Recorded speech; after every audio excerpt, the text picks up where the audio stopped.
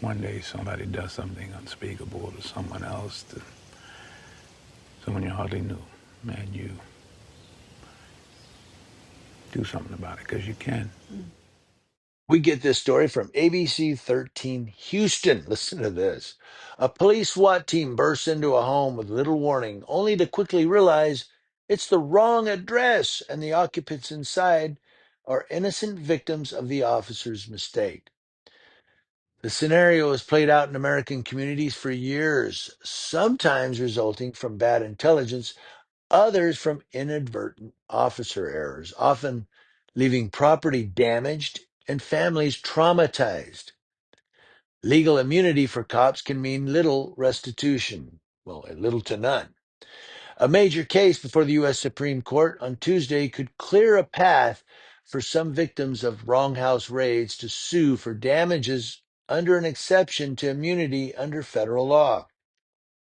It's just a simple matter of fairness, said Patrick Giacomo, an attorney with Institute for Justice, a nonprofit legal advocacy group litigating the case.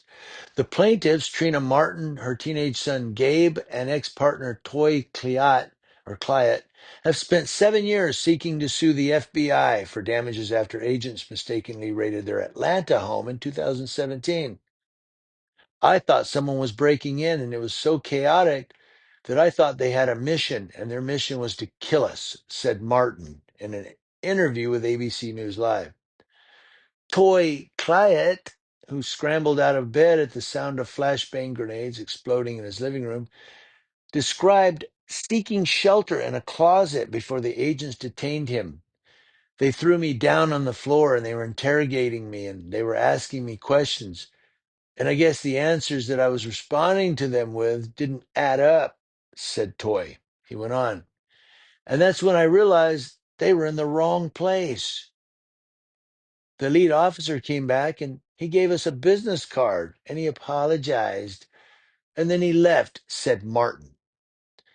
Now, the couple said their home sustained $5,000 of damage from burned carpet, broken doors, fractured railings. The emotional trauma is harder to quantify. It's countless, Toy said. Martin's 7-year-old son, Gabe, who sought cover under his bed in terror during the incident, says the experience has dramatically altered his life. I see the world differently now. I didn't really have a childhood growing up because of that, said Gabe. He's now 13 years old. He goes on, so it really kind of changed me as a person. Now, the FBI denied the family's claims for restitution. Of course they did. The Donald Trump administration, which is defending the agency at the Supreme Court, argues sovereign immunity shields the government from damage claims. Ay, ay, ay. Cops are human and they make mistakes. And a lot of times the mistakes that are being made are because there's not enough due diligence. There's not enough research going into it, said Anthony Riccio, former first deputy superintendent of the Chicago Police Department. So that makes it okay. The result of it can be devastating for the family impacted, he said. Now, most law enforcement agencies don't keep track of wrong house raids or publicly report data, legal experts say. Civil rights advocates estimate hundreds of cases of wrong house raids nationwide each year.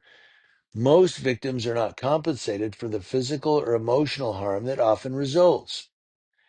We have a right to be safe in our homes, and when officers are acting bad, for lack of a better word, then individuals have the right to hold them accountable, said Anjanette Young, a Chicago social worker, whose apartment was mistakenly raided by police in 2019. I remember that one. Young's case has become one of the most high-profile examples of the problem. Body camera video from the incident captures the 49-year-old handcuffed. Remember, she was naked and bewildered in her living room, like, what happened? Just after 7 p.m. You got the wrong house. I live alone, she's heard saying, pleading with the cops. Tell me what's going on. Young says it took officers 40 minutes to realize they had the wrong address. They left her without any remedy, she said. I've been diagnosed with major depression and PTSD, And as a clinician myself, I understand what that means, she said. Time does not cure it. It is something that you live with and you have to learn how to manage it. A 2023 review by Chicago's Inspector General found that officers had committed at least 21 wrong house raids over a 4-year period. Young sued the city of Chicago and received a nearly $3 million settlement in 2021, but other victims aren't so lucky. The problem with the Anjanette Young case was the information given to the officers was fictitious. A paid informant provided fictitious information in order to get money from the police department. When the officers showed up to execute the warrant, they were in the house for seconds before they realized this is bad information. The impacts can be severe. An Austin, Texas police SWAT team responding to a gunfight blew up the front door of Glenn and Mindy Shields. I think I remember this one too. In 2023, causing thousands of dollars in property damage. The suspect lived across the street.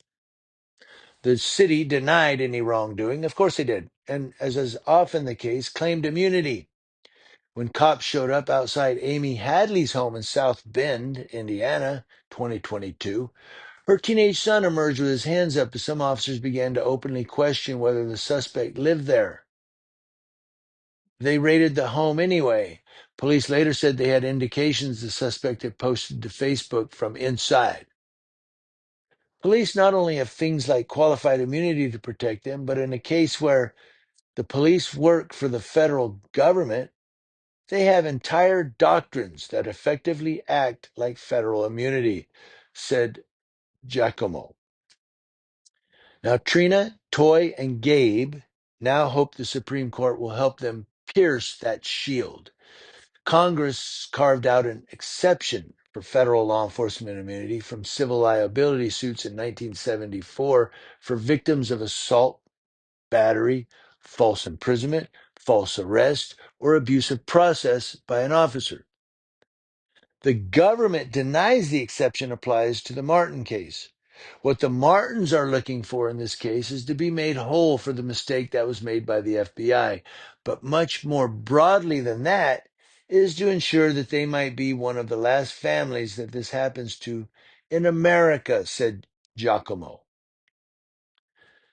The case comes as advocates for victims of police misconduct and mistakes say President Donald Trump is rolling back guardrails on law enforcement. The Trump Justice Department has put a freeze on federal civil rights investigations into cops and vowed to reconsider consent decrees with police departments found to have engaged in a pattern of misconduct. That includes agreements with the cities of Louisville, and Minneapolis for police reforms agreed to after the 2020 police killings of Breonna Taylor and George Floyd in their cities.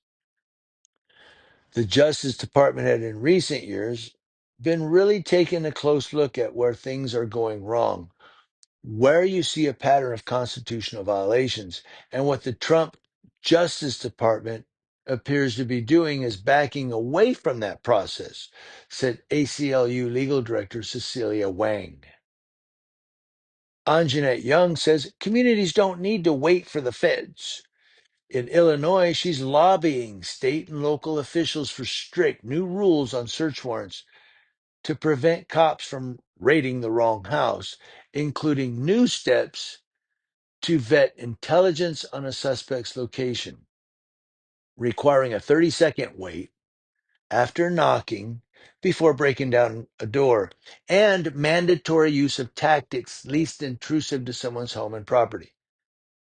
It's not okay to harm people and then not fix the harm, said Anjanette Young. Retired Chicago police officer Riccio said whether that's repairing the damage or providing them with some sort of compensation for what they've experienced, yeah, absolutely. Now, the Martins say that that kind of restitution is the exception rather than the norm. And of course it is. Now they hope the nation's highest court will change that. For 7 long years, it felt like they were turning their backs on us, said Martin. I felt unheard, and it was easier to just give up, and I didn't want to give up. But the thing is, and a couple of things here, and then I'm done. First thing, Trump, he's going, we're going to help law enforcement. We're going to help law enforcement. We're going to help them to do their job and not have to pay for what they do wrong.